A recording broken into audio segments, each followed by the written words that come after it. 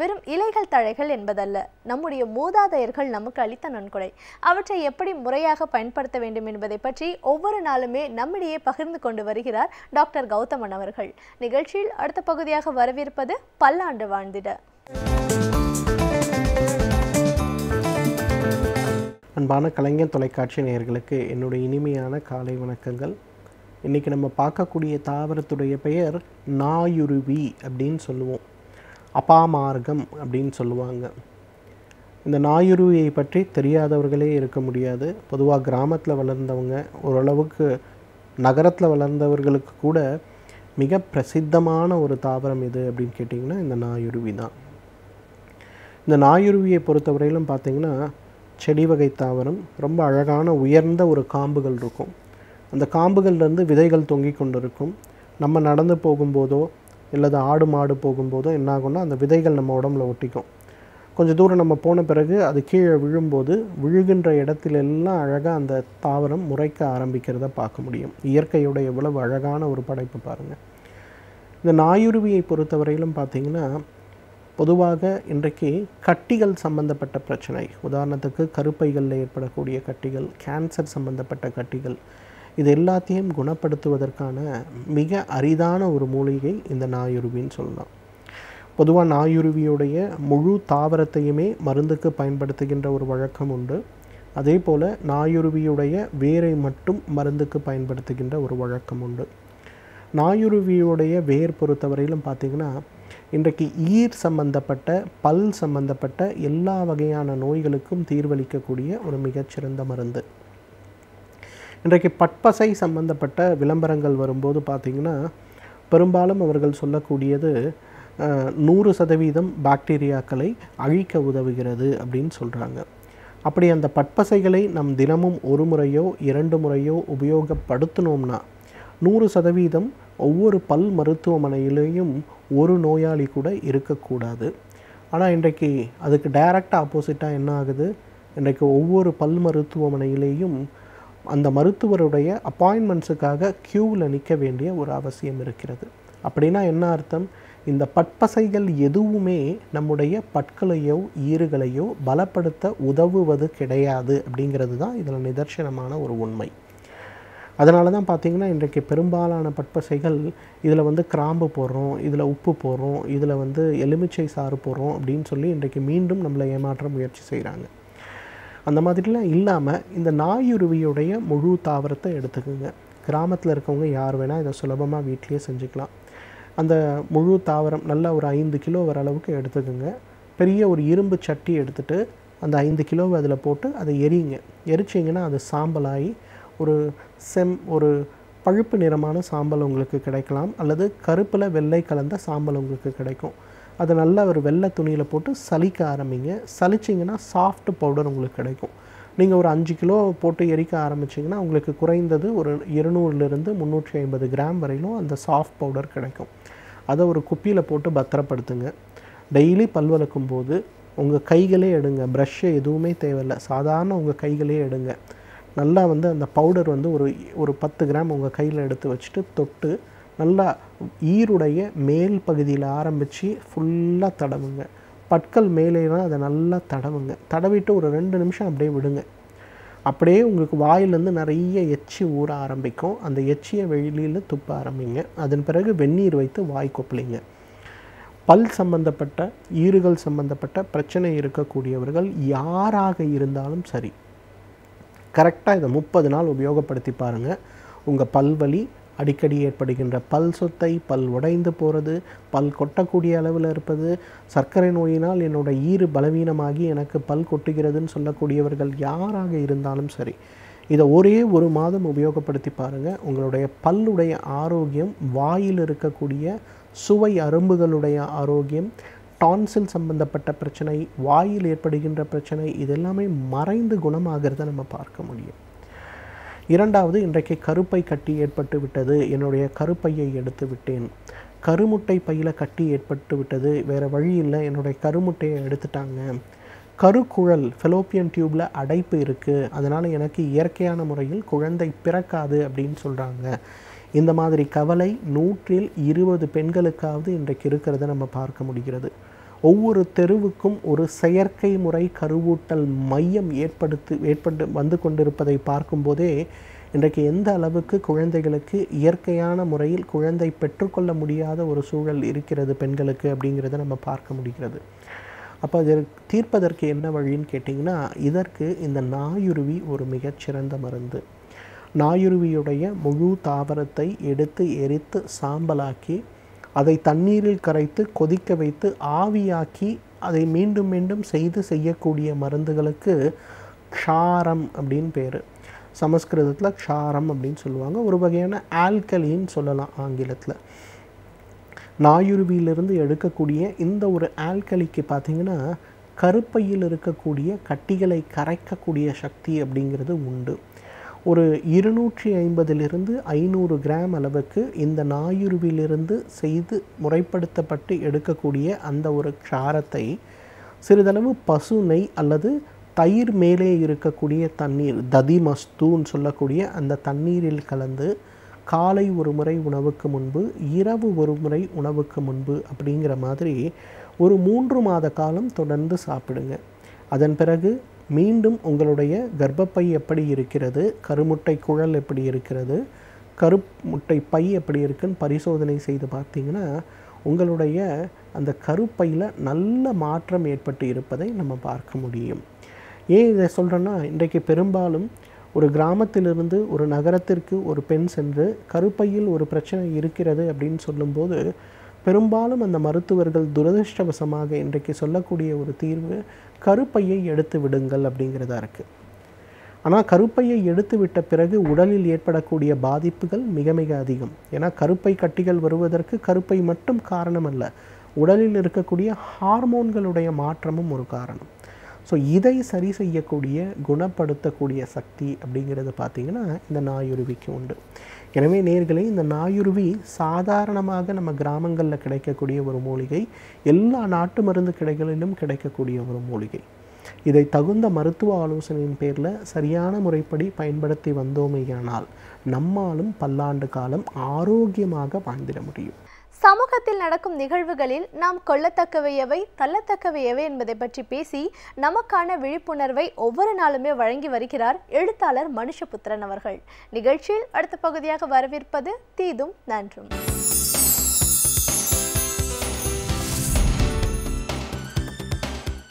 வணக்கம் நண்பர்களே, இன்னும் ஒரு இனிய காலை பொழுதில் தீதும் நன்றும் நிகழ்ச்சியில் உங்களை சந்திப்பதில் மிக்க மகிழ்ச்சி அடைகிறேன். ஒன்றுபட்டால் ஒன்று வாழ்வு, நம்மில் ஒற்றுமை நீங்கிடில் அனைவருக்கும் தாழ்வு என்று பாடினான் பாரதி. அது எங்கெல்லாம் உரிமைக்கான போராட்டம் நடக்கிறதோ, எங்கெல்லாம் சுதந்திரத்திற்கான போராட்டம் நடக்கிறதோ, அங்கெல்லாம் அந்த இனத்தினுடைய, அந்த சமூகத்தினுடைய ஒற்றுமை தான் முதலில் வலியுறுத்தப்படுகிறது. எதிரிகள் நம்மை வெல்ல வேண்டும் என்று சொன்னால் நமக்கிடையே பிரிவினைகளை உண்டாக்குவதும் பிரித்தாளக்கூடிய சூழ்ச்சியை மேற்கொள்வதும் தான் எதிரிகள் செய்யக்கூடிய முதன்மையான வேலையாக இருக்கும். அது அந்நியர்களிடமே ஆண்டபோதும் சரி, இப்போது இருக்கக்கூடிய ஆட்சியாளர்களும் சரி, அதைத்தான் ஒரே வழிமுறையாக மேற்கொண்டிருக்கிறார்கள். நம்மை ஒடுக்க நினைப்பவர்களை விட நமக்குள் இருக்கக்கூடிய அந்த ஒற்றுமையை அல்லது ஏற்பட வேண்டிய ஒரு ஒற்றுமையை சீர்குலைப்பவர்கள் நம்முடைய எதிரிகளை விட ஆபத்தானவர்கள் என்பதை நாம் மறந்துவிடக்கூடாது. அப்படி பார்க்கிற போது காவிரி மேலாண்மை வாரியம் அமைப்பது தொடர்பாக தமிழகம் இன்று ஒன்று நிற்கக்கூடிய இந்த ஒரு போராட்ட சூழலில் இந்த போராட்டத்தை யார் சிதைக்கிறார்கள் அல்லது யார் அதை ஒரு நீர்த்து போகச் செய்கிறார்கள் என்று பார்த்தால் நிச்சயமாக ஆளும் கட்சியான அதிமுக தான் அதை செய்து கொண்டிருக்கிறது. அதிமுகவினுடைய நோக்கம்தான் என்ன? நாம் அனைவரும் ஒன்றுபட்டு நிற்க வேண்டும் என்பதற்காகத்தானே திராவிட முன்னேற்றக் கழகத்தினுடைய செயல் தலைவர் அவர்கள் ஆளும் கட்சி ஒரு அனைத்து கட்சி கூட்டத்தை கூட்ட வேண்டும் என்று கோரிக்கை முன்வைத்தார். அதற்கு பிறகு அனைத்து கட்சி கூட்டம் கூட்டப்பட்டது. அந்த கூட்டத்தில் திராவிட முன்னேற்றக் கழகத்தின் பங்கேற்கிறது. அது மட்டுமல்ல, எதிர்க்கட்சி தலைவர் 2 முறை முதலமைச்சர் எடப்பாடி பழனிசாமியை போய் சந்தித்து பேசுகிறார். இதெல்லாம் எந்த அடிப்படையில்? அதிமுக அரசியல் ரீதியாக திமுகவினுடைய ஒரு எதிரியாக இருந்தாலும் கூட இதை செய்வது என்பது அரசியல் வேறுபாடுகளை தாண்டி மாநில உரிமைகள் மிக மிக முக்கியமானது என்பதால் தானே.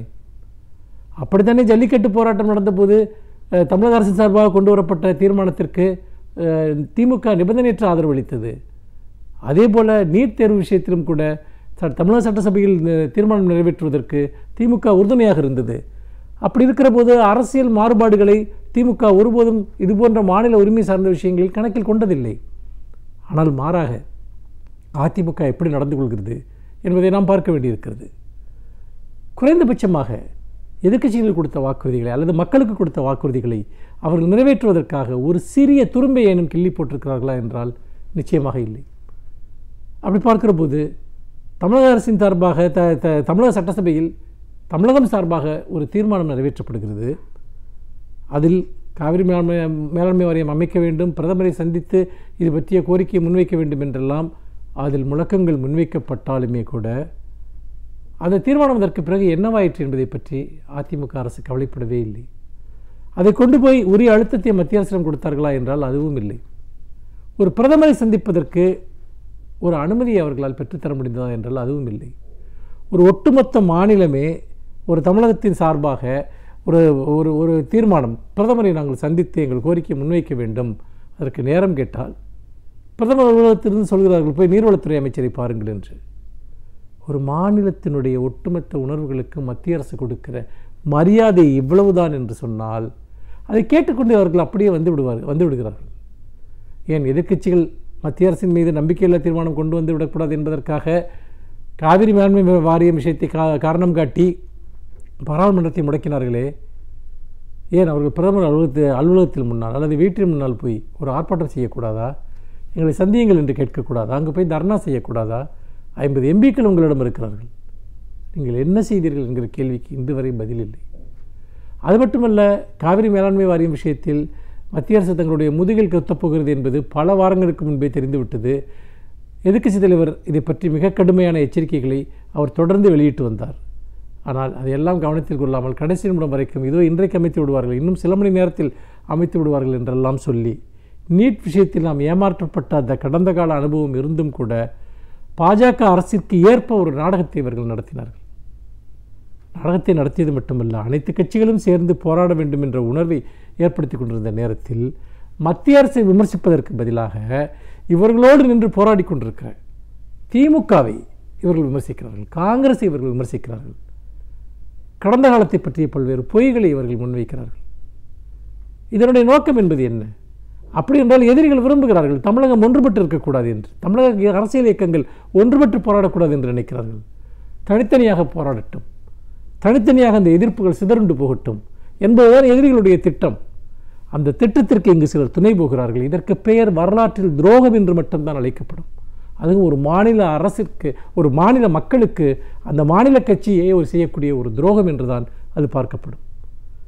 மற்ற கட்சிகளோடு மற்ற இயக்கங்களோடு தோளோடு தோள் சேர்ந்து நின்று நிற்க வேண்டிய ஒரு சமயத்தில், மக்களுடைய ஜனநாயக ரீதியான போராட்டங்களை அனுமதிக்க வேண்டிய ஒரு சமயத்தில் மத்திய அரசினுடைய விருப்பத்திற்கேற்ப அறவழியில் போராடக்கூடிய போராட்டங்களை கூட ஒடுக்குவது, மெரினா போன்ற இடங்களில் மக்கள் கூடுவதற்கு தடை விதிப்பது, இதன் மூலமாக இவர்கள் மத்திய அரசை எதிர்ப்பது போன்ற ஒரு நாடகம் ஆடுகிறார்களே ஒழிய மத்திய அரசு இந்த விஷயத்தை எப்படி கொண்டு செல்ல வேண்டும், எப்படி இந்த போராட்டத்தை நிறுத்தி போக வைக்க வேண்டும் என்று திட்டமிடுகிறதோ அந்த திட்டத்திற்கேற்ப ஒரு அஜெண்டாவை தயாரித்து மத்திய அரசை விமர்சிப்பதற்கு பதிலாக, மத்திய அரசை எதிர்ப்பதற்கு பதிலாக நாங்கள் மாநில கட்சிகளையே எதிர்க்கிற ஒரு எட்டப்பன் வேலையை, ஒரு துரோக வேலையை இன்றைக்கு அதிமுக செய்து கொண்டிருக்கிறது.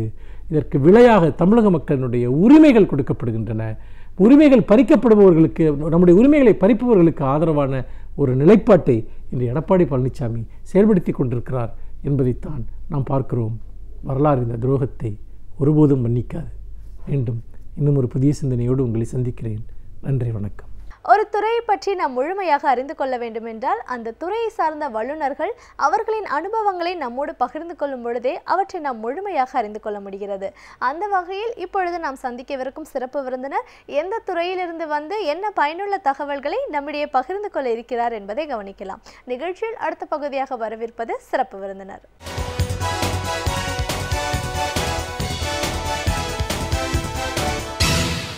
வணக்கம் நேயர்களே, விடியலே வா நிகழ்ச்சியின் சிறப்பு விருந்தினருக்கான நேரம் இது. இன்றைய சிறப்பு விருந்தினர் எழுத்தாளர் கவிஞர் கா.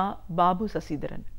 ஒரு படைப்பாளியா இலக்கிய பயணம் அப்படிங்கிறது எப்படி ஆரம்பமானது, இன்று வரைக்கும் இவருடைய பயணம் எவ்வளோ தூரம் சுவாரஸ்யமா போயிட்டு இருக்குன்னு பல விஷயங்களை, கருத்துக்களை நம்ம அவர்கிட்ட கேட்டு தெரிஞ்சுக்கலாம். வணக்கம் சார். வணக்கம் மேடம்.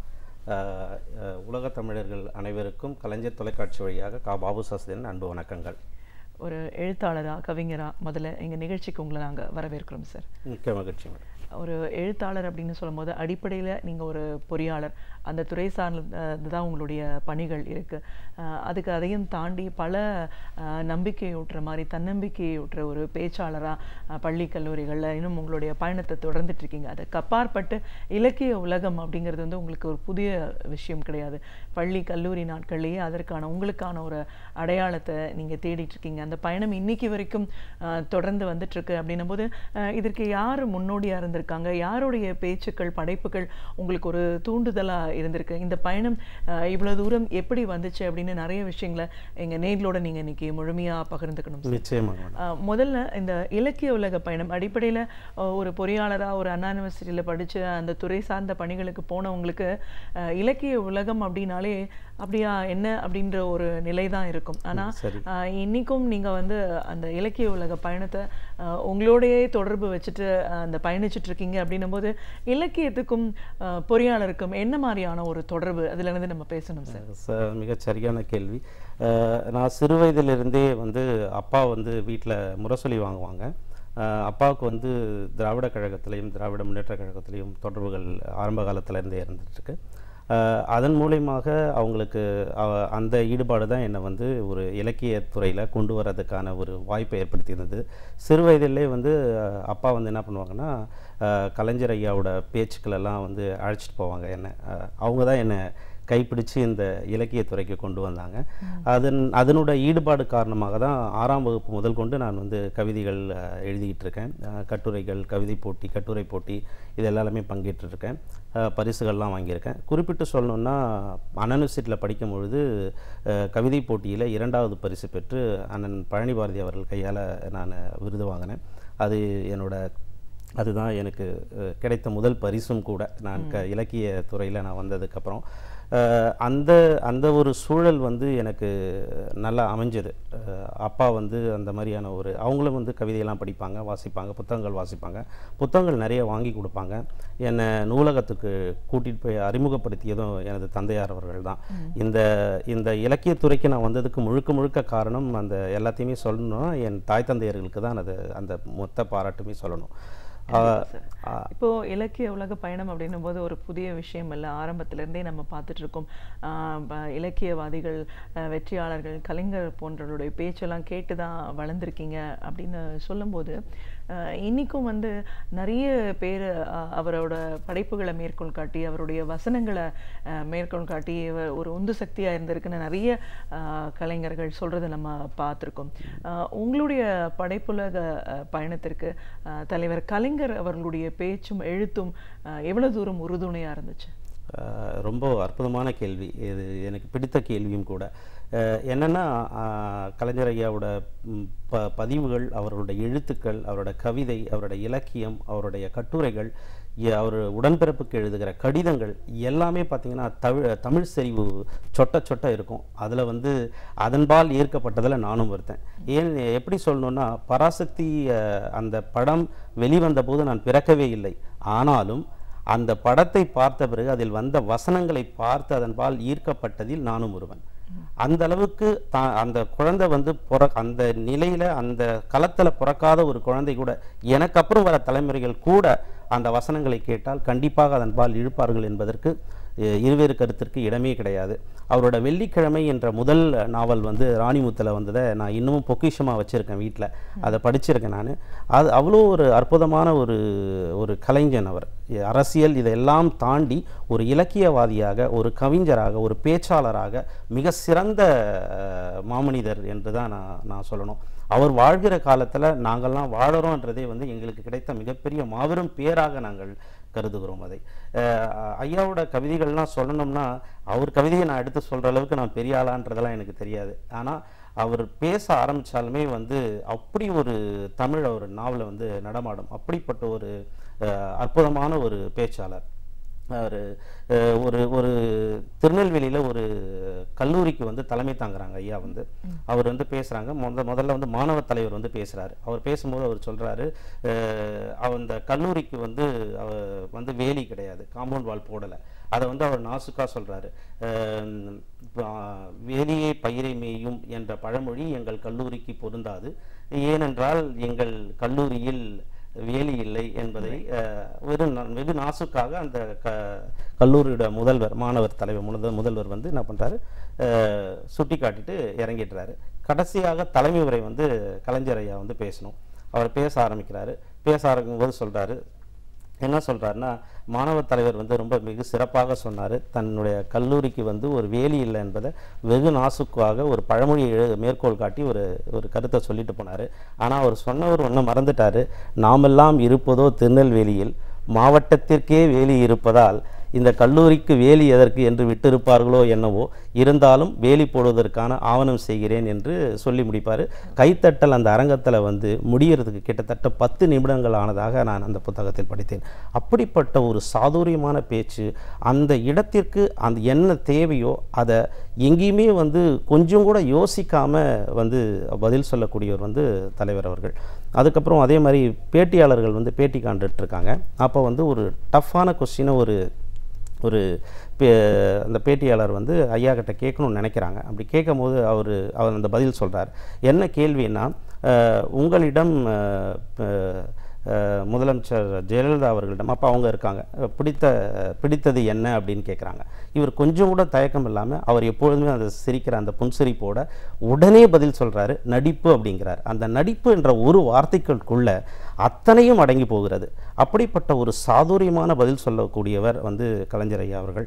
அவருடைய கவிதைகள் பார்த்திங்கன்னா, அது சந்த கவிதைகளாக இருக்கட்டும், என்சீர் விருத்தமாக இருக்கட்டும், அரிசீர் விருத்தமாக இருக்கட்டும், எந்த கவிதைகளாக இருந்தாலும் அவரோட கவிதை தான் அந்த கவியரங்கத்தில் ஆளுமையாக இருக்கும். அப்படிப்பட்ட ஒரு அரங்கத்தோட கைத்தட்டலையும் திரும்பி பார்க்க வைப்பதும், அதில் சமூக சிந்தனைகளையும் அதில் கழகத்தினோட சிந்தனைகளையும் மிக அழகாக பொருத்தக்கூடியவர் வந்து பார்த்திங்கன்னா கலைஞர் ஐயா அவர்கள். இன்றைக்கும் அவருடைய கவிதைகளை வந்து மேற்கோள் காட்டாமல், அவர் கவிதைகளை வந்து யாரும் பார்க்காமல் இந்த இலக்கியத்தை நாம் விட்டுவிட முடியாது. அப்படிப்பட்ட ஒரு ஆளுமை மிக்க ஒரு கலைஞர் வந்து நம்ம கலைஞர் ஐயா அவர்கள். கண்டிப்பா சார். அவருடைய ஆளுமை, அவருடைய திறன் அப்படின்னு நம்ம பார்க்கும்போது கவிதை உலகம், எழுத்துலகம் தாண்டி பல நிலைகளில் அரசியல்லையும் நம்ம பார்த்துருக்கோம்.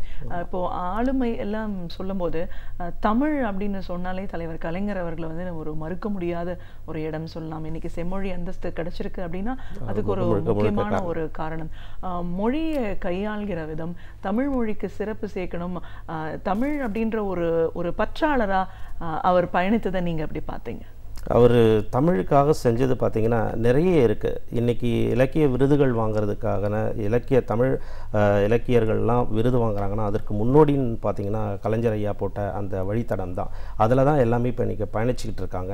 அவரோட கவி ஆளுமை வந்து பார்த்திங்கன்னா மிகப்பெரிய ஒரு கலைஞன் அவர் வந்து. ஏன்னா அவர் வந்து கலைஞர்களை போற்றக்கூடியவர். அவர் அது மட்டும் இல்லைன்னா அது மட்டும் இல்லாமல் அவர் இலக்கியத்தை முழுதாக உள்வாங்கியவர். யாருக்கு வந்து அந்த தளத்தில் இருக்கிறவங்களுக்கு வந்து அந்த தளத்தை பற்றின அறிவும் ஞானமும் இருக்கிறதோ அவர்களுக்கு விசாலமான பார்வை இருக்கும். அப்படிப்பட்டவர் தான் அவர். ஏன்னா அவரோட படைப்புகள் வந்து பார்த்திங்கன்னா தொல்காப்பிய பூங்காவாக இருக்கட்டும், பொன்னர் சங்கராக இருக்கட்டும், இல்லை வந்து ராமானுஜம் இப்போ டிவி சீரியலில் போயிட்டுருக்க ராமானுஜமாம் இருக்கட்டும், எதுவாக இருந்தாலும் பார்த்திங்கன்னா அவருடைய மொழி பற்றும் மொழி ஆர்வம் வந்து அது மிகுதியாக இருக்கும். ஏன்னா இந்தி திணிப்பு போராட்டத்தில் ஜெயிலுக்கெல்லாம் சிறைக்கெல்லாம் போனவர் அவர். அப்படிப்பட்ட ஒரு மொழி ஆர்வலர் அவர். அவர் வந்து இன்னைக்கு போட்ட அந்த விதை தான் வந்து பார்த்திங்கன்னா இன்று வரை தமிழ்நாட்டில் வந்து பார்த்திங்கன்னா அயல்மொழிகள் வந்து காலொன்று தயங்குவதற்கான காரணமாக இருப்பது வந்து பார்த்திங்கன்னா அவர் போட்ட அந்த ஒரு வழித்தடம் தான். அப்படிப்பட்ட ஒரு மிக சிறந்த கலைஞர் வந்து நம்ம கலைஞர் ஐயா அவர்கள். அவர் எழுதின வந்து காலப்பிழையும் கவிதை சாவியும்னு ஒரு புத்தகம். அது அந்த தலைப்பே பார்த்திங்கன்னா எங்களெல்லாம் அதை போய் வாங்க தூண்டியது ஒரு இது. கால பேழையும் கவிதை சாவியும். காலத்தை வந்து பேழையோடு ஒப்பிடுறாங்க. அதை வந்து கவிதை சாவியோட, நீ காலத்தோட பேழையை போய் நீ திறக்கணும்னா கவிதை என்ற சாவி கொண்டு அதை திற. அப்படி தான் நான் அதை பார்க்குறேன் நான்.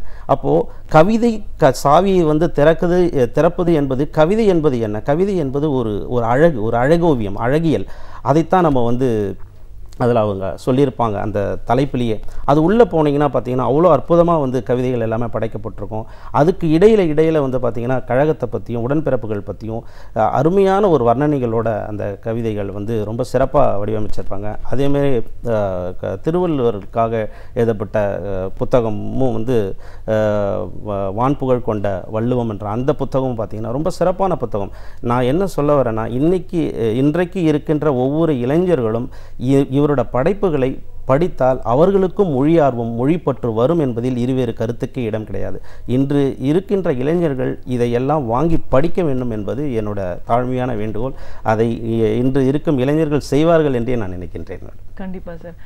நம்மளுடைய இலக்கியங்கள் வந்து இன்றைக்கும் வந்து காலத்தால் அழியாதவை. பல படைப்புகள் இன்றைக்கி உலக அளவில் போற்றக்கூடியது அப்படின்னு சொல்லலாம். நம்மளோட தொல்காப்பியம் எடுத்துக்கோங்க, திருக்குறள் இப்படின்னு சொல்லலாம். நம்மளோட இலக்கியங்கள் அதோட செழுமை சிறப்பு ஒரு உங்களுடைய பார்வையில் சொல்லுங்கள் சார். ஆமாம், இந்த இதில் வந்து பார்த்திங்கன்னா நம்ம தமிழ் மொழின்னு பார்த்திங்கன்னா மொழியே வந்து மிக தொன்மையான மொழி. வேறு எந்த மொழியோடு நம்ம ஒப்பிடவே முடியாத அளவுக்கு செறிவூட்டக்கூடிய மிக அற்புதமான இலக்கியங்கள் கொண்ட மொழி இந்த உலகத்திலேயே எதுன்னு பார்த்திங்கன்னா தமிழ் மட்டும்தான் நான் உறுதியாக சொல்ல முடியும். ஏன்னா கிரேக்கம் வந்து பார்த்திங்கன்னா பாரசீகோட படையெடுப்புகளுக்கு அப்புறம் வந்து பார்த்திங்கன்னா கிரேக்க மொழி வந்து அது வந்து அழிந்து போனதாக சொல்லுவாங்க. அதுக்கப்புறம் வந்து சீன மொழி, அதுக்கப்புறம் வந்து லத்தீன் மொழி, பிரெஞ்சும் ஆங்கிலமும் வந்த பிறகு வந்து லத்தீன் மொழி அழிந்து போனதாக சொல்வார்கள். அதேமாதிரி அரேபிய மொழிகளும் வந்து முதல்ல இருந்த அந்த வடிவமைப்பில் இல்லை. சீன மொழி எடுத்துக்கிட்டிங்கன்னா முதல்ல எந்த வடிவமைப்பில் இருந்ததோ அந்த வடிவமைப்பில் மாறி இன்றைக்கு பயணித்துக்கிட்டு இருக்கு. அதேமாதிரி சமஸ்கிருதம் எடுத்துக்கிட்டிங்கன்னா சமஸ்கிருதம் வந்து நடைமுறைப்படுத்த முடியாத அளவுக்கு நடைமுறையில் இல்லாத மொழியாக இருந்து கொண்டு இருக்கிறது. ஆனால் தமிழ் என்று பார்த்தீர்களானால் ஆரம்பம் காலம் தொட்டு இன்று வரை கிமுகளில் இருந்து கிட்டத்தட்ட கிமு 500ஆம் நூற்றாண்டில் இருந்து இன்று வரை அது எந்த ஒரு பழமையோடு அதே பழமையோடு அதே எளிமையோடு அதே ஒரு நளினத்தோடு அழகோடு தன்மையோடு இன்று வரை வாழ்ந்து கொண்டு இருக்கக்கூடிய ஒரு மொழியாக தமிழ் மொழி இருக்கின்றது. தொல்காப்பியம் எடுத்து பார்த்திங்கன்னா அந்த தொல்காப்பியர் என்ன அழகாக அந்த இலக்கணத்தை வகுத்திருக்கிறார். ஒவ்வொன்றுத்துக்கும் ஒரு ஓசை எப்படி இருக்க வேண்டும், ஒரு சொல் எப்படி இருக்க வேண்டும், அதை எப்படி எழுத வேண்டும், எந்த இடத்தில் ஒட்டு வர வேண்டும், எல்லாவற்றையும் மிக தெளிவாக இலக்கணங்களை அழகாக வகுத்து தந்திருக்கிறார்கள். இப்படிப்பட்ட ஒரு செறிவூட்டக்கூடிய இலக்கியங்கள் வேறு மொழியில் இருக்கிறதா என்று எனக்கு சரியாக தெரியவில்லை. அது மட்டுமல்லாமல் சிலப்பதிகாரம், கம்பராமாயணம், அதாவது இது எல்லாமே வந்து பார்த்திங்கன்னா அந்த கவிதையோட களம், அந்த கவிதையினோட நயம், அதை சொல்கின்ற விதம், அதில் கையாளப்படுகிற எழுத்துக்கள், வரிகள், வார்த்தைகள் எல்லாமே பார்த்திங்கன்னா மிக அற்புதமாக இருக்கும். இப்போது சிலப்பதிகாரம் எடுத்துக்கிட்டிங்கன்னா அதில் ஒரு சிறப்பு இருக்குது. என்னைக்கு வந்து பெண்களுக்கு சரியான மதிப்பு கொடுக்காமல் அவர்களை ஆளுமையில் நிறுத்தாத அந்த சமயத்திலேயே இளங்கோவடிகள் வந்து ஒரு பெண்ணை பற்றிய, தமிழ்நாட்டில் வாழ்ந்த ஒரு பெண்ணை பற்றிய ஒரு கதைக்களத்தை எடுத்து அதை ஒரு காப்பியமாக படைத்து தந்திருக்கிறார். அவ்வளவு அற்புதமாக அதில் படைத்திருப்பார். அதிலே பார்த்தீங்கன்னால் கலை, வாணிபம், வாழ்வியல், சூழல், சமூகம், மன்னன், ஒரு பெண், இப்படி அனைத்தையும் முன்னிலைப்படுத்தி சிலப்பதிகாரம் எழுதப்பட்டிருக்கும். அதே மாதிரி கம்பராமாயணம் எடுத்துக்கொண்டீர்களானால் கம்பராமாயணத்தில் வந்து ஒரு சமயத்தை சார்ந்து எழுதப்பட்டு இருந்தாலும் கூட கம்பர் வந்து பார்த்திங்கன்னா அவரோட கவிதைகளில் வந்து வாழ்ந்திருப்பார். அப்படியே அதோட கலை நயம் பார்த்திங்கன்னா கவிதையோடைய கலை நயம் வந்து கம்பர்கிட்ட பார்க்கலாம். அவ்வளோ அற்புதமாக இருக்கும். அதே மாதிரி நீங்கள் 10 பாட்டு, 8 தொகை, 8 இது எல்லாமே வந்து பார்த்திங்கன்னா மிக அற்புதமாக எழுதப்பட்ட ஒரு இருக்கும். 5 வகை நிலங்களுக்கு ஏற்ற மாதிரியாக நம்ம பிரிச்சிருப்போம் அந்த பாடல்கள் எல்லாத்தையுமே.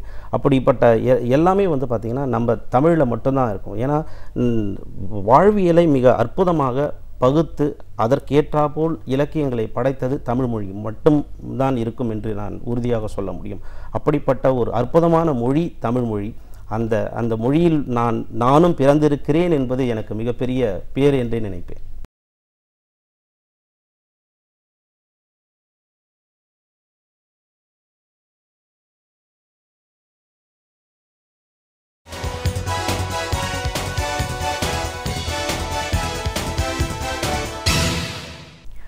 நேயர்களே, விடியலேவா நிகழ்ச்சியின் சிறப்பு விருந்தினர் பகுதியில் எழுத்தாளர் கவிஞர் பாபு சசிதரன் அவர்கள்கிட்ட அவருடைய எழுத்துலக பயணம் அப்படிங்கிறது எங்கே எப்படி ஆரம்பமானதுன்னு பல விஷயங்களை பேசிகிட்டு இருக்கோம். தொடர்ந்து பேசலாம். உங்களுடைய இலக்கிய உலக பயணம் நீங்கள் ஆரம்பத்திலே சொல்லியிருக்கீங்க, பள்ளி நாட்கள்ல இருந்தே கவிதை போட்டி, பேச்சு இதில் உங்களை ஈடுபடுத்திட்டீங்க. தந்தை உங்களுக்கு ஒரு முன்னோடி வழிகாட்டி அப்படின்னாலும் உங்களுடைய களம் அப்படின்னு பார்த்தீங்கன்னா கட்டுரைகள், கவிதைகள் நாம் தொடர்ந்து எழுதிட்டுருக்கீங்க. உங்களுடைய கவிதை தொகுப்பு 2 தொகுப்புகள் இன்னைக்கு வெளிவந்திருக்கு அப்படின்போது, ஒரு கவிஞனா கவிதை அப்படின்ற ஒரு வடிவம் எப்படி இருக்கு, இதில் உங்களுடைய பயணம் அப்படிங்கிறது எப்படி ஆரம்பமானது? அருமையான கேள்வி மேடம். இப்போ பார்த்தீங்கன்னா ஒரு கவிதை வந்து எப்படி வடிவம் உருவாகி இருக்கும் அப்படின்னு பார்த்தீங்கன்னா, தொன்று தொட்டு பழங்காலத்தோட கவிதைகள் எல்லா இலக்கியங்களும் எடுத்து பார்த்தீங்கன்னா அவர்கள் உரைகளாக எழுதி வைக்கவில்லை, அனைத்தையுமே கவிதைகளாக தான் வடித்து வச்சுருக்காங்க. அப்போது கல்வெட்டுகளாக இருக்கட்டும், செப்பேடுகளாக இருக்கட்டும், எல்லாவற்றிலுமே கவிதைகளை தான் வடித்து வைத்திருக்கிறார்கள். அந்த கவிதையோட பொருள் எப்படி இருக்குன்னு பார்த்தீங்கன்னா, அந்த கவிதையை எடுத்து நீங்கள் விரிவுபடுத்துவீர்களானால் ஒரு பக்க கட்டுரை இல்லை பல பக்க கட்டுரைகளை உங்களால் எழுத முடியும்.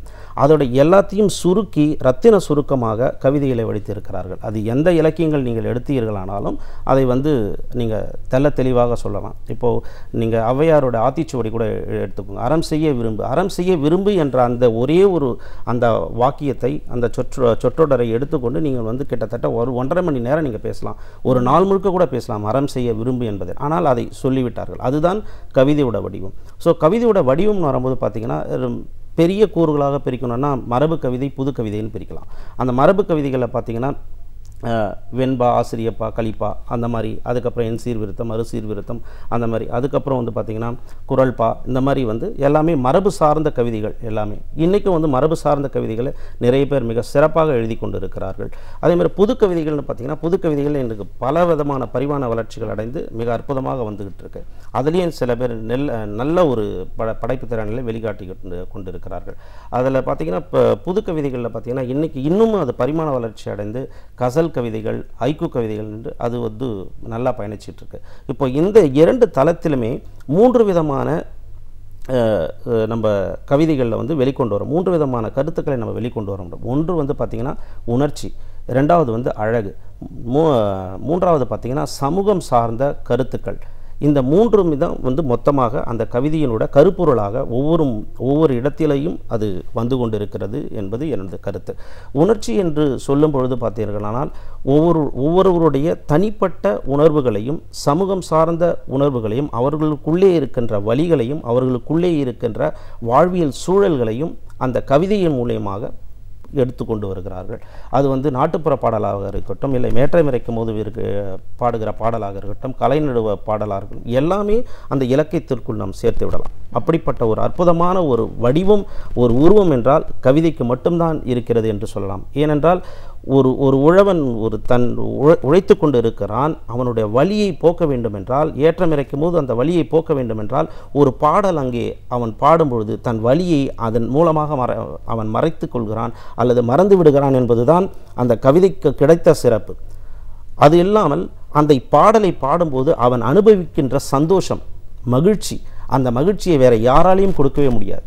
நான்லாம் புத்தகம் போட்டிருக்கேன் அப்படின்னா புத்தகம் போட்டதனால் கிடைத்த நிறைவும் சந்தோஷத்தையும் மகிழ்ச்சியும் வேறு ஏதும் கொடுக்க முடியாது. அது விற்றுதா, அதனால் நான் பயன்பெற்றேனா, இல்லை அதை வாங்கி படித்தார்களா, யாரேனும் ஒருவர் அதை படித்துவிட்டு பாபு நல்லா வந்திருக்கு கவிதை, நல்லா எழுதியிருக்கீங்க, இன்றைக்கு நான் மகிழ்வந்தில் வந்துட்டு இருக்கும் போது கூட ஒரு நண்பர், நேற்று ஒரு இலக்கிய கூட்டத்துக்கு போயிட்டு வந்த அந்த நண்பர் என் புத்தகம் கொடுத்துருந்தேன். அவர் படிச்சுட்டு இன்றைக்கி அம்மா கவிதையை பற்றி பேசினார் என்கிட்ட. ரொம்ப நெகிழ்தலாக இருக்குது, நீங்கள் ரொம்ப யதார்த்தமாக அந்த எல்லாத்தையும் சொல்லியிருக்கீங்க அப்படின்னார். அதுதான் எனக்கு கிடைக்கின்ற நிறைவு. அந்த நிறைவு வந்து நான் எத்தனை சம்பாதித்தாலும் எனக்கு அந்த நிறைவு கிடைக்காது. பொன் பொருள்கள் வைத்திருந்தால் கூட அந்த நிறைவு கிடைக்காது. ஒரு படைப்பாளனாக தன் படைப்பை ஒருவன் பாராட்டுவதாலும் அந்த படைப்பில் இருக்கும் கருத்தை எடுத்து மேற்கோள் காட்டுவதினாலும் மட்டும்தான் மகிழ்ச்சி அடைய முடியும், மகிழ்ச்சி கொடுக்க முடியும் என்பதுதான் கவிதை. இந்த கவிதையில்தான் நிறைய பேர் கவிதைகள் இல்லை என்றால் அவர்களுடைய வாழ்வியலே மிகப்பெரிய கேள்விக்குறையாக இருந்துவிடும். ஒரு தாலாட்டு பாடலை எடுத்துக்கொண்டீர்களானால் ஒரு சின்ன ஒரே ஒரு 2 வரி சொல்கிறேன் உங்களுக்கு. அத்தை அடித்தாரோ அரளிப்பூ செண்டாலே, மாமன் அடித்தாரோ மல்லிகைப்பூ செண்டாலே. இவ்வளோ தான் இந்த வரி. இந்த வரிக்குள்ளே, இந்த கவிதைக்குள்ளே நம்ம எவ்வளோ தூரம் நம்ம வந்து உள்நோக்கி அதை உள்ளே கூர்ந்து பார்க்கலான்னு பார்த்தீங்கன்னா, முதல்ல அந்த அத்தை அடித்தாரோ அரளிப்பூ செண்டாலே, மாமன் அடித்தாலோ மல்லிகைப்பூ செண்டாலேன்னு சொல்லிட்டாங்க. அப்போது அந்த சொல்லப்பட்ட காலத்தில் அவங்க எல்லாம் கூட்டு குடும்பமாக வாழ்ந்திருக்கிறார்கள் என்பது அது உள்ளே புதைந்திருக்கிறது. அவர்கள் எல்லாம் அத்தையும் மாமனுமாக சேர்ந்திருக்கிறார்கள். அப்போ அத்தையும் மாமனும் அதை அடித்தார்களால் என்று அந்த தாய் பாடுகிறாள் என்றால் அவர்கள் எல்லாம் ஒற்றுமையாக அங்கே வாழ்ந்திருக்கிறார்கள் என்று சொல்லப்படுகிறது. இரண்டாவது பார்த்தீர்களானால் அந்த பூ அந்த வீட்டு சூழலுக்கு சுற்றி வளர்ந்திருக்கிறது என்பதை நம்ம பார்க்கிறோம். அப்போது அந்த இடத்துல இவர்கள் வாழ்வியல் முறை எப்படி இருந்திருக்கு? தான் வாழற இடத்துல சுத்தீரி மரங்களையும் செடி கொடிகளையும் வைத்து வாழ்ந்திருக்கிறார்கள் என்பது அதன் மூலமாக புலப்படுகிறது. அதன் பிறகு பார்த்தீங்கன்னா அதுக்குள்ளே இன்னும் கொஞ்சம் நம்ம உள்நோக்கி அதை உள்ளே போக ஆரம்பித்தோம்னா, அப்போது அந்த இடத்துல பூ மலர வேண்டும்னா எது தேவை? அந்த இடத்துல அந்த பூ நல்லா மகிழ்ந்து வளரணும்னா என்ன தேவை? அப்போ பார்த்தீங்கன்னா அங்கே நீர் வளம் வேணும், மண் வளம் வேணும். அப்போது நீர் வளமும் மண் வளமும் மிகுந்த இடத்தில் நம் தமிழர்கள் வாழ்ந்திருக்கிறார்கள் என்பதற்கான ஆதாரத்தை வந்து அந்த கவிதை சொல்லுது. அந்த வாழ்வியல் சூழல் வந்து பார்த்திங்கன்னா ஒரு 6 மாத குழந்தை இல்லை 3 வயதுக்கு உட்பட்ட குழந்தைக்கு தான் அந்த பாடல் பாடப்படுது. அதை போய் யாரும் அடிக்க மாட்டாங்க. ஆனால் அப்போது ஒரு ஒப்பீடு கூட பார்த்திங்கன்னா ஒரு மலரோடு ஒப்பிட்டு அவரோட அத்தையும் மாமனையும் சொல்லும் பொழுது அந்த உறவுகளை பலப்படுத்துவதற்கான அங்கே உறவுகளை அங்கே வைத்து செல்கிறார்கள் அந்த கவிதைக்குள்ளே. அரளிப்பூ செண்டாலே என்கிறார்கள். அப்போது செண்டாக மலர்களை தொடுத்து செண்டு செய்வதற்கான யுக்தியும் செண்டு செய்து விளையாடி இருக்கிறார்கள், வாழ்ந்திருக்கிறார்கள் அந்த தமிழர்கள் என்பது அங்கே புலப்படுகிறது. ஆக ஒரு கவிதைக்குள்ளே, ஒரு கவிதையின் இரு வடிவத்துக்குள்ளே, இரு வரிகளுக்குள்ளே மொத்தமாக பார்த்தோமானால் அங்கே வாழ்ந்த சமுதாயம், பண்பாடு, கலாச்சாரம் அனைத்தையும் அங்கே கவிதையில் நாம் சொல்லிவிட முடியும். வேறு எதிலும் அப்படிப்பட்ட ஒரு நமக்கு வடிவத்தில் சொல்லுவதற்கான வாய்ப்புகள் கிடைப்பதில்லை. ஆனால் சுருங்க நெருங்க அற்புதமாக சொல்லுவதற்கான வாய்ப்பை கவிதைகள் மட்டும் தான் ஏற்படுத்தி கொடுக்கும் என்பதில் எனது கருத்து. நிச்சயமா. ஸோ அந்த கவிதைன்னு படிக்கும்போது கவிதை அந்த ஒரு ரசம், அதை தாண்டி வாழ்வியல், கலாச்சாரம், பல விஷயங்களை அதை மக்களுக்கு தெரியப்படுத்துகிற ஒரு படைப்பாக. இன்னைக்கு வந்து நீங்கள் பேசும்போது சொல்லியிருக்கீங்க நிறைய மரபு கவிதைகள், அதுக்கப்புறம் நிறைய நவீன மாற்றங்கள்னால இதுவும் வேறு களங்களில் போயிட்டுருக்க. இன்றைய நிலைப்பாடு கவிதை உலகத்தை பொறுத்த வரைக்கும் எப்படி இருக்குது? ஹைக்கூ கவிதைகள்லாம் இருந்தாலும் வேறு ஒரு இடத்திலிருந்து நம்மளுக்கு அது கிடைச்சிருந்தாலும் இங்கே இருக்கிற தமிழர்கள் அதை கையாளுற விதம் பற்றி சொல்லுங்கள். இன்றைக்கி எனக்கு தெரிஞ்ச வரையும் கவிதைகள் வந்து பார்த்திங்கன்னா ரொம்ப சிறப்பாக இருக்குது. தமிழில் வந்து பார்த்திங்கன்னா அண்மையில் நான் ஒரு புத்தகத்தில் ஒரு மேகசினில் படிக்கும்போது நான் பார்த்தேன், தமிழ் கவிதைகளில் தமிழ் மொழியில் தான் வந்து அதிகமான படைப்புகள் வர்றதாகவும் நிறைய ஆர்வலர்கள் கவிதைகள் எழுதுவதாகவும் நான் அந்த புத்தகத்தில் படித்தேன். நான் அது பார்த்திங்கன்னா எல்லாருமே வந்து கவிதைகளை வந்து இங்கே வளர்த்துக்கிட்டு தான் இருக்காங்க, இதுக்கு முன்னாடியிலிருந்து இப்போ இருக்கிறவர்கள் வரைக்கும். ஏன்னா ஒரு வார்த்தைகளை சொன்னாலுமே போதும் அதை கவிதை என்று ஏற்றுக்கொள்ளக்கூடிய மனப்பக்குவம் வந்திருக்கிறது. கவிதைகளை வந்து புது கவிதைகளை ஒரு பக்கம் ஒதுக்கி கொண்டு இருந்தாலும் பெருவிதமான மக்கள் வந்து அதை ஆதரித்து கொண்டு தான் இருக்கிறார்கள். ஏன்னா வெவ்வேறு கவிஞர்கள் வந்து வெவ்வேறு விதமாக கவிதைகளை வடிவமைத்து எழுதி கொண்டு இருக்கிறார்கள். அந்த தளத்தில் பார்த்திங்கன்னா எனக்கு யாரை விடுவது யாரை சொல்வது என்றே தெரியவில்லை. ஆனால் எனக்கு வழிகாட்டியாக நிறைய கவிஞர்கள் வந்து ஒவ்வொரு விதத்தில் என்னை பாதித்த கவிஞர்களாக இருந்திருக்காங்க. நான் முதல்ல கலைஞர் ஐயாவை பற்றி நான் சொல்லிட்டேன். அதுக்கப்புறம் கண்ணதாசன் ஐயாவை பற்றியும் பட்டுக்கோட்டை கல்யாண சுந்தரம் ஐயா அவர்களும் பார்த்திங்கன்னா கண்ணதாசன் ஐயா வந்து தத்துவத்தில் வந்து மிகப்பெரிய கவிதைகள் படைத்த மிகப்பெரிய ஜாம்புவான். பட்டுக்கோட்டை கல்யாண சுந்தரம் ஐயா வந்து பார்த்திங்கன்னா அவங்க வந்து ரொம்ப எளிமையான வார்த்தைகளை போடக்கூடியவங்க. அதே மாதிரி கவிஞர் வாலி ஐயா அவர்கள் பார்த்திங்கன்னா வார்த்தை விளையாட்டில் அவரை அடிச்சுக்கிற ஆளே கிடையாது, அப்படிப்பட்டவர்கள். வைரமுத்து ஐயா வந்து பார்த்திங்கன்னா அவங்க வந்து ஓமை சொல்கிறதுல வந்து அற்புதமான கவிதைகள், மகிழ்வையும் சந்தோஷத்தையும் மிக அழகாக வெளிப்படுத்தக்கூடிய ஒரு வாழ்வியல் சூழலை மிக அழகாக வெளிப்படுத்தக்கூடியவர் வந்து அண்ணன் அறிவுமதி அவர்கள். அதே மாதிரி பார்த்திங்கன்னா தனக்குன்னு ஒரு நடை, தனக்குன்னு ஒரு பாணி, மிக அற்புதமான ஒரு கவிதைகளை வடிக்கக்கூடியவர் வந்து பார்த்திங்கன்னா பழனி பாரதி அண்ணன். அதுக்கப்புறம் வந்து பார்த்திங்கன்னா சந்த கவிதைகளையும் மிக அற்புதமாக கொடுக்கக்கூடிய திரைப்பட பாடல்களையும் கொடுத்த பொன்னடியார் ஐயா அவர்கள் கவிஞர்களை நிறைய பேரை வளர்த்து விட்டவர்கள். அதாவது கடற்கரை கவியரங்கம் மூலமாக பாரதிதாசன், பாரதியார் இவங்கெல்லாம் வந்து மிகப்பெரிய மாற்றத்தை வந்து கவிதைகள் மூலமாக ஏற்படுத்தியிருக்காங்க. பாரதியும் பாரதிதாசனும் இந்த சமூகத்தில் பிறக்கலைன்னா பார்த்திங்கன்னா இந்த சமூகம் வந்து பண்பட்டு இருக்காதுன்னு தான் நான் சொல்வேன். அப்படிப்பட்ட மிகப்பெரிய ஒரு மாற்றத்தை வந்து பாரதியும் பாரதிதாசனும் இங்கே ஏற்படுத்தி விட்டு சென்றிருக்கிறார்கள். ஏன்னா இன்றைக்கு கூட பார்த்திங்கன்னா ஒரு சோர்வான ஒரு மனநிலையில் இருக்கும்பொழுது பாரதியார் கவிதைகளையோ பாரதிதாசன் கவிதைகளையோ நீங்கள் படிச்சிங்கன்னா அந்த சோர்வு நிலை மாறி போயிடும். நீங்கள் சொல்லும் போதே அதை நீங்கள் வந்து அதை உள்வாங்கும் போதே நீங்கள் அதை உணரலாம். அச்சமில்லை அச்சமில்லை அச்சம் என்பது இல்லையே, உச்சி மீறி வானிலிருந்து விழுகின்ற போதிலும் அச்சமில்லை அச்சமில்லை அச்சம் என்பதில்லை. இது கொஞ்சம் ஒரு 4 முறை நீங்கள் திருப்பி திருப்பி சொல்லும் போதே பார்த்தீங்கன்னா அந்த அச்சம் என்றது உங்கள்கிட்ட இருந்து வெளியே போயிடும். அப்படிப்பட்ட ஒரு அழகான ஒரு வீரம் மிக்க ஒரு கவிதைகளை வந்து நம்ம கலைஞர்கள் கொடுத்துட்டே போயிருக்காங்க. அதே மாதிரி பார்த்திங்கன்னா உருது கவிதைகளையும் கசல் கவிதைகளும் உருது மொழிகளில் இருக்க இந்தி மொழிகளில் இருக்க உருது கசல் கவிதைகளை நமக்கு அறிமுகம் செய்தவர், ஐக்கு கவிதைகளை அறிமுகம் செய்தவர் பார்த்திங்கன்னா கவிக்கோ அப்துல் ரஹ்மான் ஐயா அவர்கள். அவரோட வடிவம், அவரோட பரிமாணம் பார்த்திங்கன்னா அது ரொம்ப மிகப்பெரிய ஒரு அற்புதமான ஒரு அது வந்து என்னால் விவரிக்க முடியல, அவ்வளோ அழகாக அவங்க எழுதுவாங்க அந்த கவிதைகளை. சொல்லும் போதே ரொம்ப சிறப்பாக இருக்கும். நான் அப்படியே கண்ணாடி அப்படியே தான் இருக்கிறது, நான் உடைந்து போய்விட்டேன் அப்படின்ற மாதிரி ஒரு கவிதை எழுதியிருப்பாங்க. ரொம்ப சிறப்பாக இருக்கும் அவங்களோட கவிதைகள் வந்து பார்த்திங்கன்னா. இப்படி பார்த்திங்கன்னா ஒவ்வொருத்தரும் அவங்களுக்கென்று ஒரு பாணியை வைத்துக்கொண்டு மேத்தாயை எடுத்துக்கோங்க, அவருக்குன்னு ஒரு தனி பாணி. அவர் புது கவிதைகள் ஏற்படுத்தின மிகப்பெரிய மாற்றம்.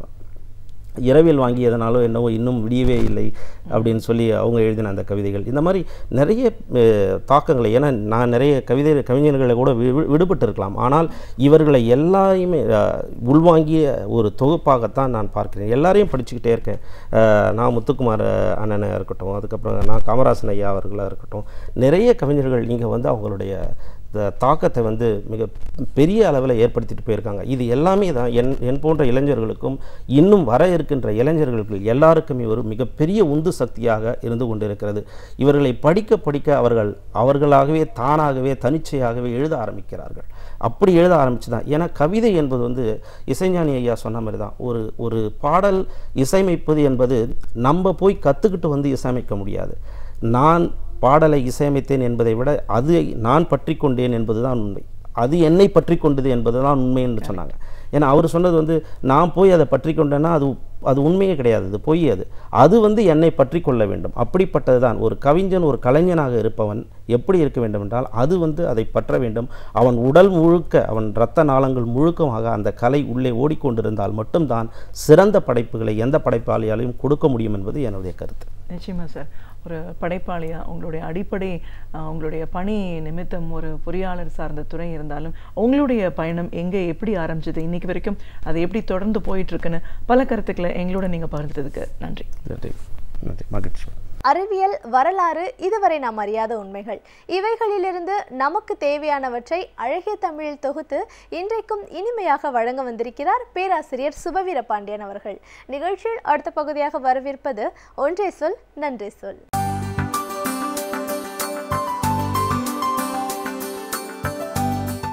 அனைவருக்கும் என் அன்பு வணக்கம். என்னதான் அறிவியல் முன்னேறி இருந்தாலும், எவ்வளவுதான் தொழில்நுட்பம் வளர்ந்திருந்தாலும், இயந்திரமயமானதாக இந்த வாழ்க்கை இருந்தாலும் கூட மானுடம் வாழும் வரையில் காதலும் கவிதையும் வாழும் என்று சொல்லுவார்கள். கவிஞர் அறிவுமதி கவிதைக்காகவே ஒரு நூலை கொண்டு வந்து கொண்டிருக்கிறார். அதனுடைய பெயர் தை. தொடக்கத்தில் தை மாதத்திற்கு ஒரு முறை என்கிற அடிப்படையில் தான் அந்த இதழுக்கு தை என்று பெயரிட்டார்.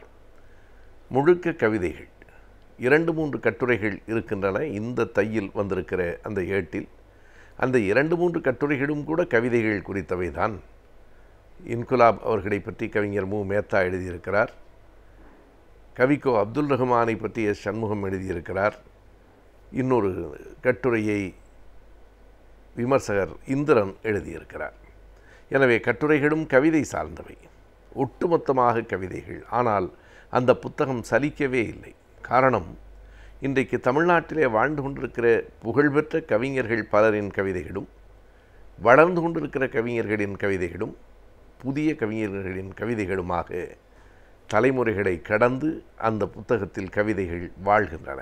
சிந்தனைகள் வேறுபடுகின்றன, சொல்லும் முறையிலே வேறுபாடு இருக்கிறது, சொற்களை ஆளும் விதத்தில் வேறுபாடு இருக்கிறது. ஆனாலும் எல்லா கவிதைகளும் அழகாக இருக்கின்றன. கவிஞர் அறிவுமதிக்கு துணையாக கவிஞர் பழனி பாரதி, கவிஞர் இசாக் போன்றவர்கள் அவர்களினுடைய கை வண்ணத்தில் அந்த புத்தகம் உருவாகி இருக்கிறது. கவிதையின் அழகு மட்டுமல்லாமல் அந்த புத்தகத்தினுடைய நேர்த்தியும் கூட நம்மை படிக்க தூண்டுகிறது என்று சொல்லலாம். ஒவ்வொரு பக்கத்திலும் இருக்கிற படங்கள் அல்லது ஓவியங்கள், அந்த கவிதைகள் அமைக்கப்பெற்றிருக்கிற அழகிய முறை, அந்த வரைகலையினுடைய நேர்த்தி, இவை எல்லாம் சேர்ந்து அந்த புத்தகத்தை தொடர்ந்து நம்மை படிக்க வைக்கிறது. பல சிந்தனைகள் புதிதாக இருக்கின்றன. சின்ன சின்ன கவிதைகளில் ஆழமான செய்திகள் பல ஒழிந்து கிடக்கின்றன. அனிதாவின் ஓவியத்தோடு அந்த தை ஏடு தொடங்குகிறது. இன்றைக்கு இளைஞர்களுக்கு அனிதாவை காட்டிலும் கூடுதலாக பாதிப்பை ஏற்படுத்திய இன்னொரு பெயர் இருக்க முடியாது.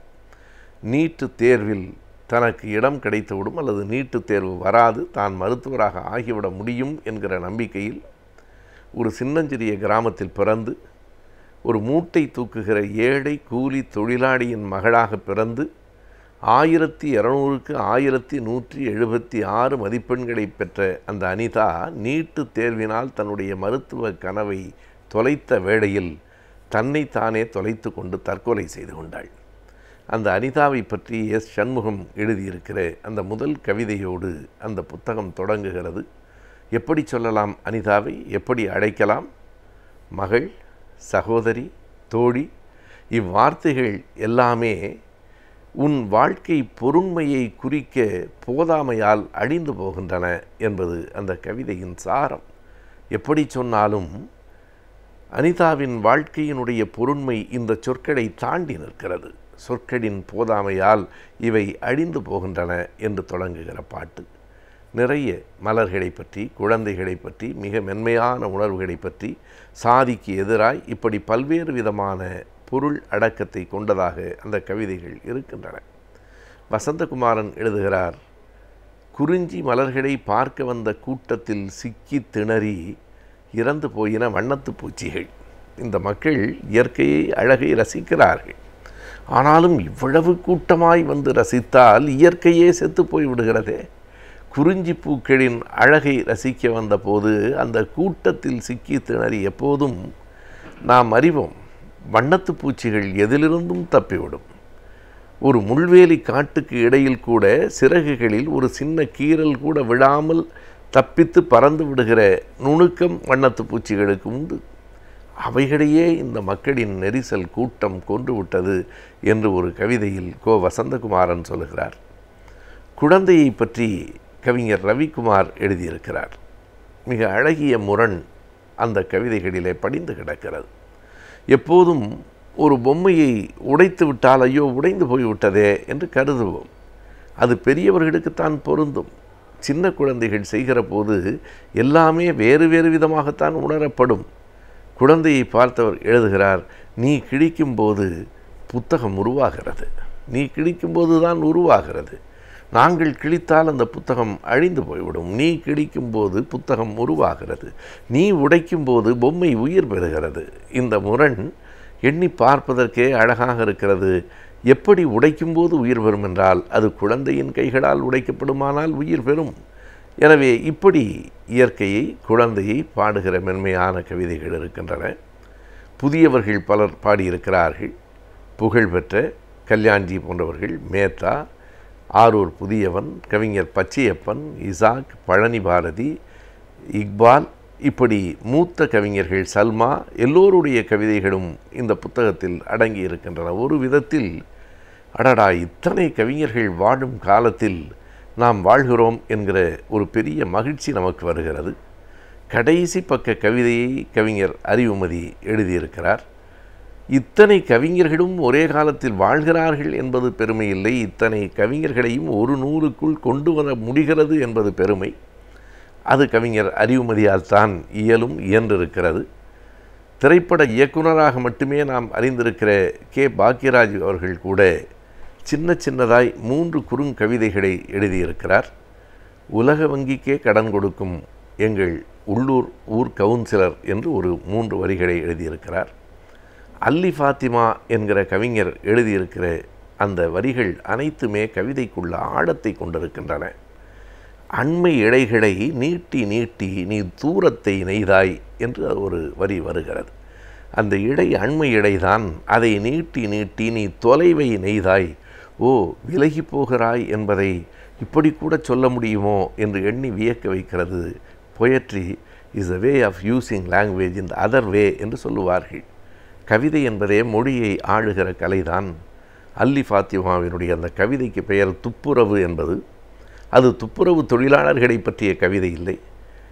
என் வெள்ளை தோலில் உன் சாதி பெயர் எழுதியிருப்பதாய் நினைத்து நீ என்னை காதலித்தாய். பிறகு உண்மை தெரிகிற போது சாதியில் புரண்டு எழுந்த உன் காதல் நாற்றமடிக்கிறது என் மனத்தில். அந்த சாதியினுடைய சகதி இருக்கிறதே, அது என் மனத்தில் நாற்றமடிக்கிறது. எதை வைத்து தெரியுமா அந்த பெண் அந்த நாற்றம் மிகுந்த காதலை துடைக்கிறாள் என்றால், தோழி என்று ஒருத்தியை அறிமுகப்படுத்தினாலே கலங்கி போவேன். மனைவி என்று ஒருத்தியை அறிமுகப்படுத்துகிறாய் என்னை காதலித்து விட்டு. நீ கொண்டு வந்து கொடுத்த அழைப்பிதழாலேயே உன் காதலை துடைத்தெறிந்தேன். உன் காதலை மட்டுமல்ல, சுயத்தை கொண்டு கொண்டிருக்கும் உன்னையும் சேர்த்து என்று அந்த கவிதை முடிகிற போது, ஓ, இந்த மாதிரியான துப்புரவா என்று எண்ணத் தோன்றுகிறது. வழக்கம் போல விக்ரமாதித்தனினுடைய கவிதை அழகாய் அமைந்திருக்கிறது. கவிப்பூர் எழுதுகிறார், மரங்கள் கவலைப்படுகின்றன. அதற்கு பிறகு ஒருவன் கூட வரவில்லையே. எதற்கு பிறகு? புத்தனுக்கு பிறகு யாருமே வரவில்லை. மரங்கள் விசனப்படுகின்றன. எல்லோரும் மரத்தடியில் அமர்ந்து எழுந்து போகிறார்கள். ஆனால் புத்தன் தான் ஞானம் பெற்று போனான். இன்னொரு புத்தன் இதுவரையில் வரவே இல்லையே என்று விசனப்படுகிறது. இப்படி பல்வேறு விதமான தளங்களில் பல்வேறு விதமான உணர்வுகளை கொட்டுகிற கவிதைகளை உள்ளடக்கி ஒரு புத்தகத்தை தை என்னும் பெயரில் அறிவுமதி கொண்டு வந்திருக்கிறார். கவிதையை விரும்புகிறவர்களுக்கு மட்டுமல்ல, இயல்பாக எல்லோருக்கும் அந்த புத்தகம் பிடிக்கும். வேகமாக ஓடிக்கொண்டிருக்கும் காலத்திற்கு ஏற்றாற்போல் கல்வியிலும் பல மாற்றங்கள் வந்து கொண்டே இருக்கின்றன. அந்த வகையில் தற்போது அறிமுகப்படுத்தப்பட்டிருக்கும் புதிய கல்வியை பற்றியும் அதற்கான தகுந்த வேலைவாய்ப்புகளை பற்றியும் இப்பொழுது தெரிந்து கொள்ளலாம். நிகழ்ச்சியில் அடுத்த பகுதியாக வரவிருப்பது ஆலோசனை நேரத்தில் கல்வி மற்றும் வேலைவாய்ப்பு.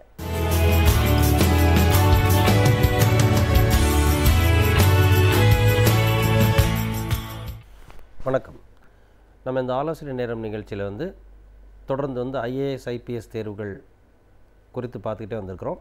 அதுபோக இந்த ஆலோசனை நேரம் நிகழ்ச்சியில் நம்ம அரசு அந்த கல்வி இளங்கலை பட்டம் முதுகலை பட்டம் பெற்ற இளைஞர்கள் அரசு வேலை, அரசு சார்ந்த நிறுவனங்கள், பொதுத்துறை நிறுவனங்கள், இதில் இருக்கக்கூடிய வேலை வாய்ப்புகள் என்னென்ன, அது போன்ற ஆர்கனைசேஷன்ஸில் அமைப்புகளில் வேலைக்கு பணிக்கு செல்ல வேண்டுமென்றால் என்ன மாதிரியான தேர்வுகள் நடக்கின்றன, அந்த தேர்வு முறை என்ன, அது குறித்து நம்ம தொடர்ச்சியாக பேசிகிட்டே வந்தோம். அதில் அந்த வகையில் நம்ம ஐஏஎஸ் தேர்வுகள் பற்றி, முதல்ல ஐஎஃப்எஸ் தேர்வுகள் பற்றி பேசினோம். அப்புறம் யூபிஎஸ்சி நடத்தக்கூடிய பல தேர்வுகள் பற்றி பேசினோம். அப்புறம் ஐஏஎஸ் தேர்வுகள் பற்றி பேசினோம். அதில் கடந்த நிகழ்ச்சியில் நம்ம ஐஏஎஸ் தேர்வுகளில் இந்த நேர்முகத் தேர்வு அப்படின்னு சொல்லக்கூடிய ஆளுமை தேர்வில் என்ன மாதிரியான ஆளுமை தேர்வுகள் இருக்கும், அதனுடைய அமைப்பு எப்படி இருக்கும் அப்படிங்கிறது குறித்து நாம் பேசினோம். இப்போ அந்த ஆளுமை தேர்வில் எப்படிப்பட்ட கேள்விகள் கேட்கப்படுகின்றன, அந்த ஆளுமை தேர்வில் என்ன மாதிரியான வினாக்கள் கேட்கப்பட்டு என்ன மாதிரியான விடைகள் எதிர்பார்க்கப்படுகின்றன, ஒரு மாணவர்கிட்ட என்ன அங்கே எதிர்பார்க்குறாங்க அப்படிங்கிற விஷயங்கள் குறித்து நாம் இன்றைக்கி கொஞ்சம் விரிவாக ஆராய்ச்சி ஒரு ஆலோசனை பண்ணி பார்க்கலாம். இப்போது ஆளுமை தேர்வு அப்படின்னு சொல்லும்போது அது ஒரு மாணவருடைய அல்லது ஒரு நபருடைய ஆளுமையை பரிசோதிக்கக்கூடிய ஒரு தேர்வு அப்படின்னு சொல்கிறோம். இப்போ அந்த ஆளுமைன்னா என்ன, பர்சனாலிட்டின்னு சொல்லக்கூடிய ஆளுமை அப்படிங்கிறது என்ன அப்படின்னா, ஒருத்தருடைய இன்டர்னல் டிஸ்போசிஷன்ஸ் எப்படி இருக்குது, ஐடியாஸ் எப்படி இருக்குது, அவர் ஒரு விஷயத்தை எப்படி பார்க்குறாரு, அந்த மாதிரி விஷயங்கள் தான் அதில் கேட்குறாங்க, பரிசோதிப்பாங்க அப்படின்னு சொல்லி நம்ம முன்னாடியே நமக்கு தெரியும், முன்னாடியே நம்ம இதை பற்றி பேசியிருக்கிறோம். சரி, அப்போ அது எப்படிப்பட்ட கேள்விகள் கேட்டு எப்படிப்பட்ட பதில்கள் அவங்க எதிர்பார்ப்பாங்க, எப்படிப்பட்ட பதில்கள் நம்ம தர வேண்டும் அப்படிங்கிறது இப்போது முக்கியமான விஷயமாக இந்த நிகழ்ச்சியில் நம்ம பார்க்கலாம்.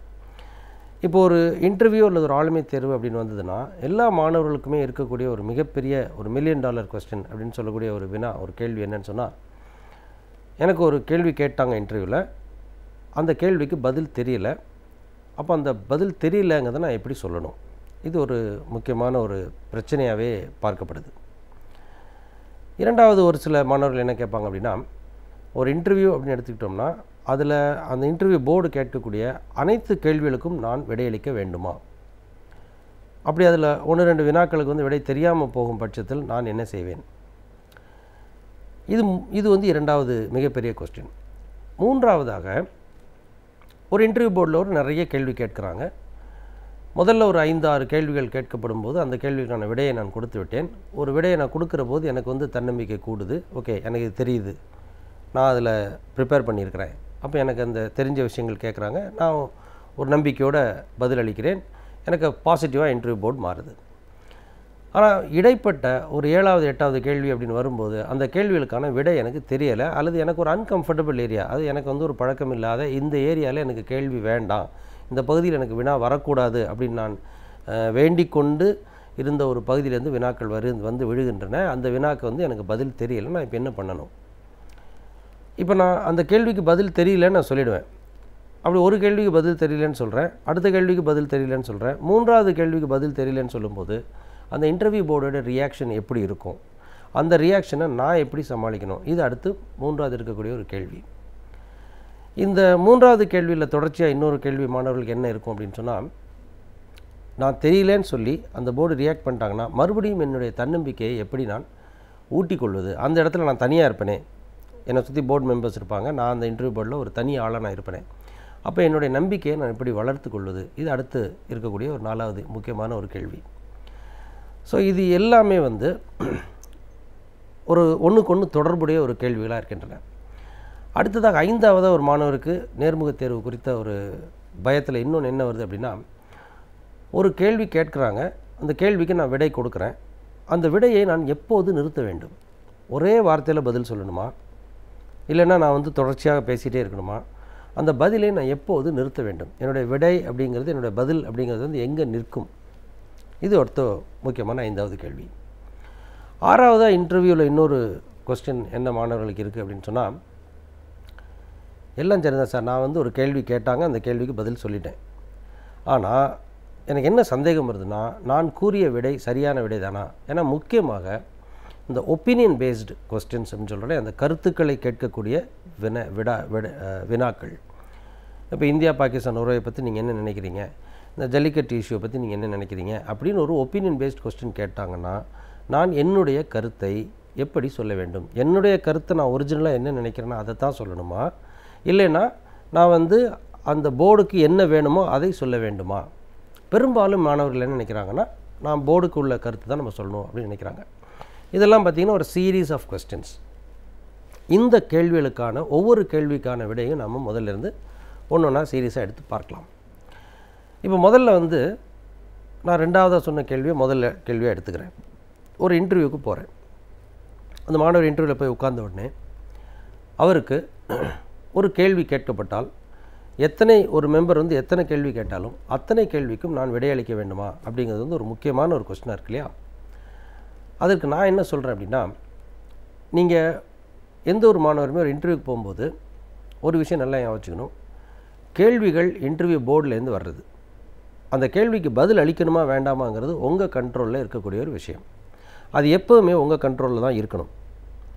இப்போது பொதுவாக நான் சொல்லக்கூடிய விஷயங்கள், என்னுடைய மாணவர்களுக்கு நான் சொல்லக்கூடிய விஷயங்கள் என்னென்னா, ஒரு இன்டர்வியூக்கு போகிறீங்கன்னு சொன்னால் அதை வந்து நீங்கள் ஒரு இன்டர்வியூ, எனக்கு இந்த இன்டர்வியூ ஒழுங்காக பண்ண வேலை கிடைக்கும் அப்படிங்கிற மாதிரி எடுக்காமல், ஒரு சாதாரண டிஸ்கஷன், உங்கள் குடும்பத்தில் இருக்கக்கூடிய எல்டர்ஸ், உங்கள் அப்பா, பெரியப்பா, மாமா, சித்தப்பா, மாமா, தாத்தான்ற மாதிரி ஒரு 5-6 பெரிய மனிதர்கள் இருக்கிறாங்க, அவங்க கூட ஒரு சீரியஸான டிஸ்கஷனில் நீங்கள் இருக்கிறீங்க, உங்களுடைய குடும்ப விஷயத்தை பற்றியோ அல்லது உங்கள் சொந்தக்காரங்க விஷயத்தை பற்றியோ ஏதோ பேசுகிறீங்க, அதில் சீரியஸான டிஸ்கஷன் போயிட்டுருக்கு. அந்த மாதிரியே ஒரு இன்டர்வியூவை பாருங்கள்.